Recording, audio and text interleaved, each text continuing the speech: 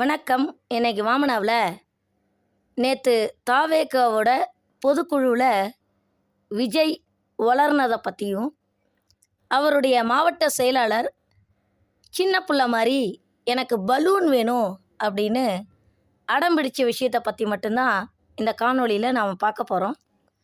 Men may come, men may go, but I go on forever அப்படின்னு சொல்லும்போது, ஆஹா நம்ம விஜயா இது அப்படின்னு ரொம்ப ஆச்சரியமாக பார்த்துட்டு இருந்தேன். அடுத்த செகண்டே அப்படின்னு வில்லியம் பிளேக் சொல்லியிருக்காரு அப்படின்னதான், அட கூமுட்டை, உனக்கு எழுதி கொடுத்தது ஒரு அறகுறை, அதாவது விஜய்க்கு எழுதி கொடுக்குறவரே ஒரு அறகுறை அப்படின்றது தெளிவாக புரிஞ்சு போச்சு. தன்னை சுற்றி விஜய் கூமுட்டைங்களாக வச்சிருக்காரு. பரமார்த்த குருவும் முட்டாள் சீடர்களும். மென்மே கம் மென்மே கோ அப்படிங்கிற அந்த வரிகளை உள்ளடக்கிய அந்த போயம் யாரால் எழுதப்பட்டது அப்படின்னு சொல்லி பார்த்தீங்கன்னா, ஆல்பர்ட் லார்ட் டென்னிசன் அப்படிங்கிற ஆங்கில கவிஞர் தி ப்ரூக் அப்படிங்கிற போயமில் எழுதியிருக்கார். போயமோட பேரெல்லாம் கரெக்டாக தான் சொல்லிட்டாரு, ஆனால் அந்த லிரிசிஸ்டோட பேரை தான் தப்பாக சொல்லிட்டார். அவர் பேசுகிறத பார்த்தா ஆரம்ப கட்டத்தில் என்னவோ இங்கிலீஷ் லிட்ரேச்சர் படிச்சுட்டு பேசுகிற மாதிரி இருந்தது. ஆனால் அந்த பொயட்டோட நேமை தப்பாக சொன்னது, ஆஹா யாரோ எழுதி கொடுத்தவங்க தப்பாக எழுதி கொடுத்தாங்க அப்படின்னு புரிஞ்சிச்சு. அடுத்ததா வில்லியம் பிளேக் அப்படிங்கிற ஆங்கில கவிஞர் எ பாய்சன் ட்ரீ அப்படிங்கிற ஒரு பாப்புலரான ஒரு போயம் ஒன்று எழுதியிருக்காரு. அதில் ராத் அப்படின்ற ஆங்கில வார்த்தை எனக்கு ரொம்ப பிடிச்சமான வார்த்தை. அது விஜய் லயோலா கல்லூரியில் படித்தவருங்க. நான்லாம் சாதாரண தமிழ் மீடியத்தில் காலுக்கு செருப்பு இல்லாமல் சத்துணவு சோறு சாப்பிட்டு படித்தாள். தமிழ் மீடியத்தில் தான் படித்தேன். எம்ஏ வரைக்கும் தமிழ் மீடியம் தான். 2 வருஷம் தான் நான் இங்கிலீஷ் மீடியம் எடுத்து படித்தேன். ஆனால் விஜயோட கம்பேர் பண்ணும்போது ஓரளவுக்கு கொஞ்சம் நாலேஜ் இருக்குது அப்படின்னு எடுத்துக்கலாம். என்ன ஒன்று, கொஞ்சம் ஆங்கில கிராமர் இருக்குது பார்த்தீங்களா, இங்கிலீஷ் கிராமர், அதுதான் எனக்கு கொஞ்சம் கஷ்டமாக இருக்கும். மற்றபடி விஜயோட கம்பேர் பண்ணும்போது நான்லாம் சாதாரண ஒரு தமிழ் மீடியம் ஸ்கூலில் தமிழ் மீடியத்தில் ஒரு அரசு பள்ளியில் காலுக்கு செருப்பு இல்லாமல் தெருவிளக்கில் படித்த ஆள். ஆனால் இயக்குனர் சந்திரசேகரோட பையனான விஜய் லயோலா கல்லூரியில் படித்தவர். கண்டிப்பாக அவர் சின்ன வயசுலேருந்து இங்கிலீஷ் மீடியத்தில் தான் படிச்சிருப்பார். அவருடைய தற்குறித்தனத்தை பாருங்கள்.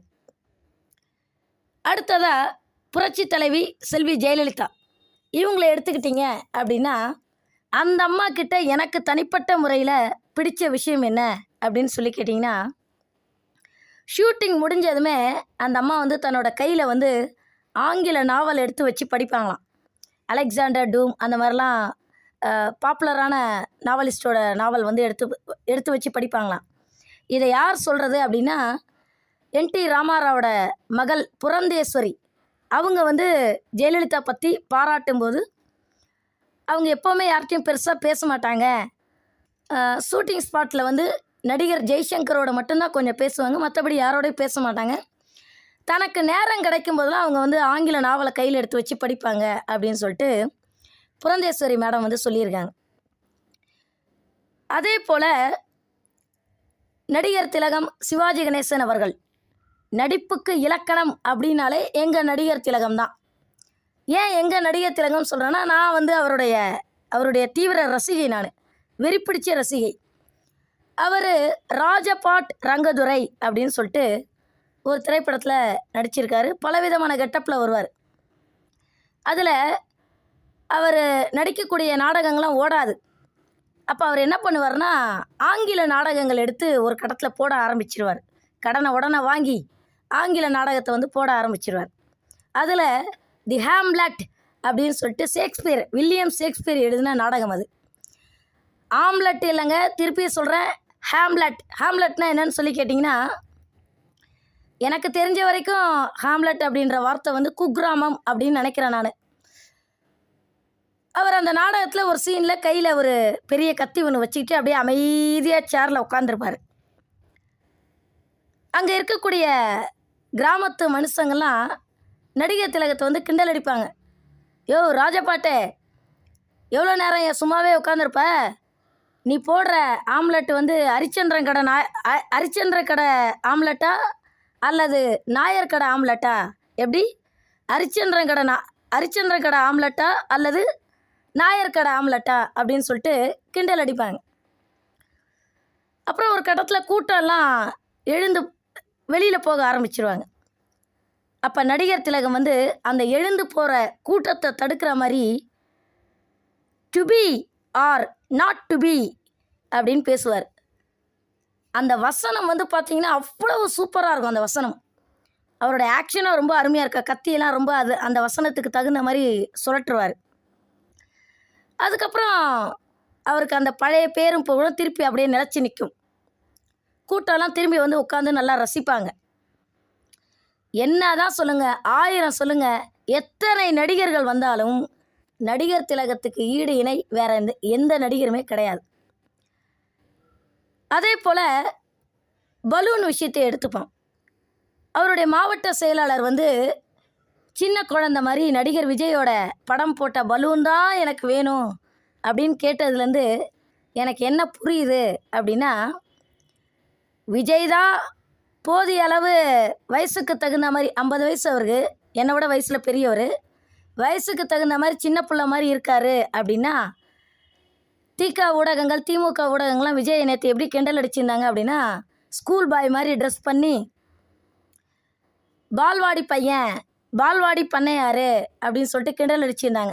அந்த ஃபோட்டோவை கூட நான் எடுத்து வச்சுருக்கேன். விஜய் தான் சின்ன பிள்ளை மாதிரி ஸ்கூல் பாய் மாதிரி இருக்கார் அப்படின்னா, அவருடைய மாவட்ட செயலாளர் பாருங்கள், விஜயோட படம் போட்ட அந்த பலூன் தான் எனக்கு வேணும்னு கேட்டிருக்காரு.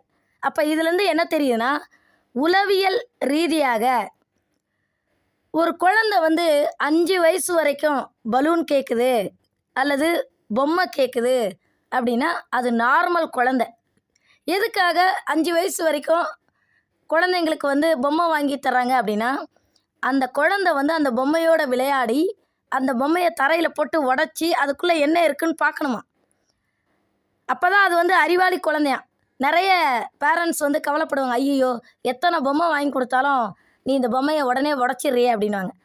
தயவுசெய்து பேரண்ட்ஸ்லாம் கவலைப்படாதீங்க. உங்கள் குழந்தை வந்து அந்த பொம்மையை உடச்சிது அப்படின்னா அது அறிவாளி குழந்தைன்னு அர்த்தம். 5 வயசுக்கு பிறகு அது ஓரளவுக்கு கொஞ்சம் மெச்சூரிட்டி ஆகணும். ஆனால் நடிகர் விஜயோட தொண்டர்கள், அவருடைய மாவட்ட செயலாளர் இந்த வயசில் பலூன் கேட்குறாரு அப்படின்னா அந்த மாவட்ட செயலாளரை கட்டாயமாக சைக்காலஜிஸ்ட்டுக்கிட்ட கூட்டு போய் செக் பண்ணும் அப்படின்னு சொல்லிட்டு எனக்கு ரொம்ப நாளாக ஒரு ஏக்கம்ங்க.